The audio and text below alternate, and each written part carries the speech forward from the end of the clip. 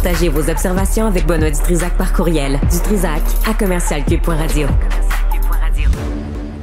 Karine Gagnon est avec nous. Elle est du Journal de Québec. C'est un journal quelconque, dans une ville quelconque, avec des... Ah, c'est ça. Bon, ça commence mal, là. On finit la semaine, là. Tu sais, je me dis, je vais le finir comme oui, du en monde. beauté. Tu sais comment En c'est, hein? beauté. Bon, Ouais. Québec qui pourra désormais sévir contre les parents agressifs sur les terrains sportifs puis à l'aréna. J'ai hâte de voir comment, moi. Ouais, ben écoute, c'est assez pathétique d'abord là qu'on doive faire ça, tu sais, mettre en place un mécanisme pour sévir contre des parents qui savent pas se tenir dans les estrades, dans l'aréna, en bordure des terrains sportifs. Puis tu sais, il y en a beaucoup parce que le protecteur, comment on l'appelle, le protecteur de l'intégrité en loisirs et en sport, qui est entré en service en juin dernier, a déjà presque 300 plaintes. Puis tu sais, je lisais des exemples dans notre article ce matin. Il y a des jeunes de 10 ans qui jouaient au soccer, qui se sont vus privés de leur médaille parce que les parents avaient pas su se comporter. Tu sais, il y a plein de cas. Mais quand tu dis comment ça va s'appliquer, ben en fait, jusqu'à maintenant, c'était les fédérations sportives qui étaient chargées de faire respecter les règles. Bon, moi je trouve que c'était pas évident pour eux d'avoir ce fardeau-là sur les épaules. Là, on vient mettre une personne qui est ce protecteur-là, qui va les guider, qui va mettre un cadre aussi pour savoir comment agir. Puis ça peut aller jusqu'à l'expulsion des parents. Puis moi, je pense que c'est plate de devoir en arriver là, mais que c'est souhaitable. En même temps, là, les jeunes doivent pouvoir jouer en paix, puis les parents devraient pas venir perturber. En fait, on est loin de l'esprit sportif là, avec des comportements comme ça. Imagines-tu, Karine, après le match, dans la voiture, avec le petit pit, tu parles d'un arbitre, là, tu sais, ça doit gueuler, c'est pas beau, japper. là. Ah non, c'est même pas intelligent, là. Non, ben exact, c'est pas un bon exemple à donner, puis on est loin de l'esprit qu'on devrait avoir quand on fait du sport, tu sais, puis il faut aussi savoir admettre les défaites, les moins bons coups, il faut savoir que c'est pas tout le monde qui a le même talent non plus, puis qui va se rendre dans les ligues majeures, tu sais, des fois les parents ils s'imaginent tous là que leur jeune va faire fortune là, puis il va se ramasser dans la Ligue nationale ou tu sais dans les plus hautes instances, mais c'est réservé à très peu de gens. Mais admettre que les arbitres peuvent faire des erreurs. Puis oui, les arbitres font des erreurs. Puis sais-tu quoi? C'est pas grave. Continue de jouer, fais de ton mieux. Puis si tu gagnes, tu gagnes, tu perds. Oui, tout le monde fait des erreurs. Tu sais, au lieu d'avoir un discours calme puis dire ça arrive, hey, personne ne va perdre la vie sur un terrain de soccer. Ah non, puis Benoît, c'est ça que la ministre souligne. Souvent, c'est des jeunes là, qui ont ce rôle-là d'arbitre. Moi, je sais, ma fille a joué au soccer de 4 à 18 ans, puis tu sais, c'est souvent des ados. Puis j'en ai vu des parents là, tu sais, qui gueulaient après ces jeunes-là, puis moi, je suis catastrophée à chaque fois là. Tu sais, on dit qu'il y a des propos homophobes, racistes contre les jeunes arbitres. Imagine encore là, quel exemple ça donne, tu sais, parce que ça fait partie de l'éducation, tu sais, d'apprendre à ses enfants de respecter l'autorité. Ouais. C'est la même chose avec les professeurs, c'est la même chose, tu sais, c'est avec le patron plus tard. C'est comme ça que ça fonctionne dans la vie, là. Faut que tu respectes les autres, puis il faut que tu respectes ceux qui sont en haut de toi. Il faut qu'eux te respectent aussi. Mais là, moi, j'ai vu ça. Tu vois, moi, mon gars joue au baseball et en général, là, les parents là étaient vraiment calmes. Le baseball, c'est un sport, c'est pas un sport de contact, tu sais.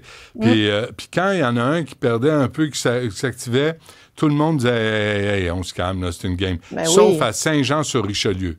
À Saint-Jean-sur-Richelieu, il paraît, moi j'ai vécu des affaires que j'ai jamais vues ailleurs dans tout le réseau. Tu sais, des coachs insulter, menacer les autres entraîneurs, les parents qui gueulaient sur le terrain à Saint-Jean-sur-Richelieu, puis on me dit que c'est pareil au hockey.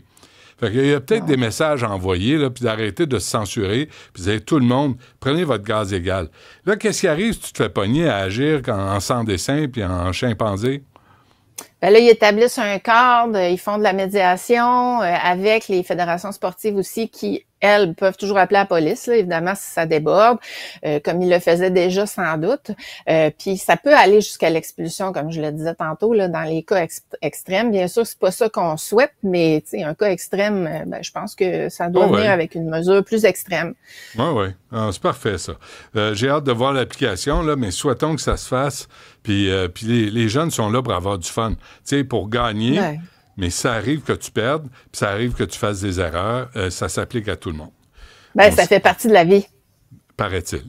À part, toi, as-tu fait des erreurs, toi, Karine? Ben, on en a fait, puis on n'est pas toujours les meilleurs. C'est quoi ta plus grande erreur que tu as commise? Raconte-moi ça. Faut que tu me pitches ça de même, ma plus grande erreur. Faudrait que je réfléchisse. Dis-moi ça, à brûle pour point, là, comme ça. Ben, tu sais, je te relance la question, là. Ça prend non. Ma plus grande erreur, je sais pas. Je sais pas, mais moi, je suis pas du genre à pogner les nerfs dans les estrades. Ça, je peux te le dire. Là, je trouve ça tellement colon. Là. Non, ça fait pas partie de Non, pas vraiment. Puis j'ai du caractère, mais tu sais, je sais me contenir. Puis il me semble qu'avec un peu de maturité, là, puis de bon sens. Là. Puis, tu sais, ta fille jouait au soccer, il me semble, ça devait... Tu sais, tu vas là pour avoir du fun, pour encourager, pour voir tes enfants faire de leur mieux, puis, tu sais, d'avoir des amis, puis de collaborer à un sport. Tu vas pas là pour aller te battre, hein? Ben non, puis d'apprendre justement comment ça fonctionne en société, parce que c'est un peu une micro-société, une équipe, là, tu sais, de voir comment s'insérer là-dedans, puis avoir des relations. Puis Dieu sait que les jeunes en ont besoin parce qu'ils sont trop souvent sur leur téléphone. Alors, ça fait partie de l'apprentissage de la vie puis des relations. Tout à fait. Donald Trump, qui n'est pas le prix Nobel de la paix, je pense que c'est la nouvelle du jour. Oh, ben écoute, moi, je me suis levée très tôt ce matin. Puis la première chose que je suis allée vérifier, c'était qui, le ou la récipiendaire. Là, c'est la chef de l'opposition vénézuélienne. Mais tu sais, il est tellement fou, puis il est tellement manipulateur qu'il arrivait à nous faire croire qu'il pouvait y avoir une possibilité. Mais c'est un sujet que j'ai exploré. Puis honnêtement, là, ça se peut pas, là, parce que... Pourquoi? Moi, je suis allée là-bas. Je suis allée là-bas au musée Nobel cette année à Oslo. Puis tu sais, tu vois les candidats, puis le calibre qu'il y a là, puis écoute, ils fitent pas en bon français là dans les critères là, tu sais, qui ont d'ailleurs été resserrés en 2005 pour parler d'avoir consacré son existence au maintien de la paix, à l'exercice démocratique. Tu penses-tu vraiment que Donald Trump correspond à ça, là? Depuis qu'il est arrivé en exercice, bon, je comprends là qu'il a participé au règlement du conflit au Moyen-Orient. Il y a encore beaucoup d'étapes. Ça n'a pas été pris en compte non plus. Mais quand on parle de son existence, Benoît, là... Oui, mais ça, regarde, le prix Nobel, Alfred Nobel, il a créé la dynamite. Tu penses-tu que la dynamite n'a pas tué du monde pendant les guerres?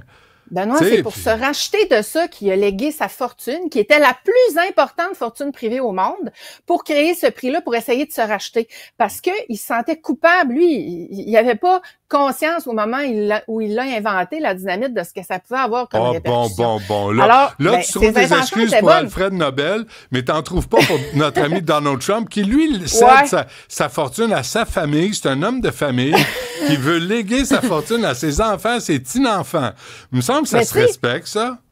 Mais tu sais, une de ses premières décisions, entre autres, là, ça a été de couper dans l'aide internationale des États-Unis, le programme. Ça, là, Amnesty International a rapporté que ça pourrait faire 6,4 millions de victimes d'ici 4 ans si ça n'est pas dégelé.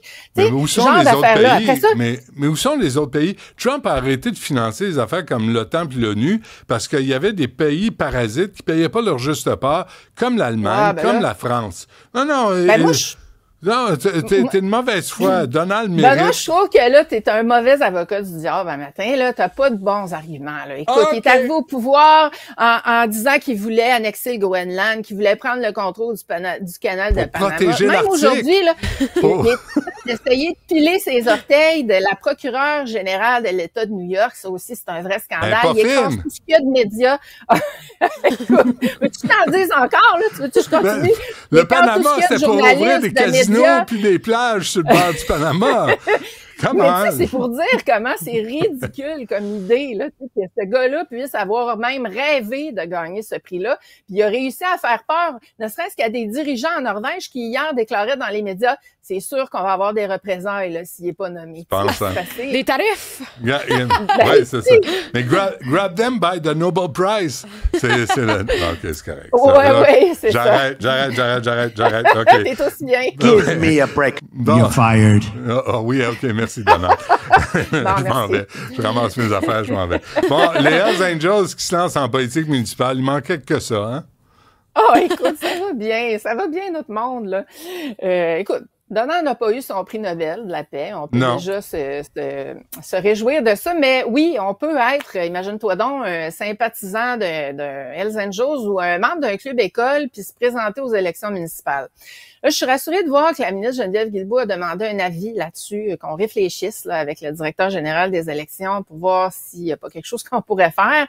Parce que à date, les critères, ils disent simplement que tu dois être citoyen canadien, avoir 18 ans, puis pas avoir contrevenu aux lois électorales, puis tu peux te présenter même si tu as fait n'importe quoi.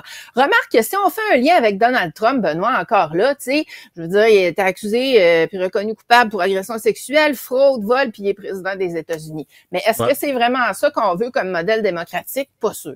Moi, je trouve qu'on commence à faire de la discrimination envers les Hells Angels. Et je dénonce ça parce que il y a tout ça. Tu sais, il n'y a pas juste les Hells Angels là, qui ont un passé douteux qui se présentent en politique.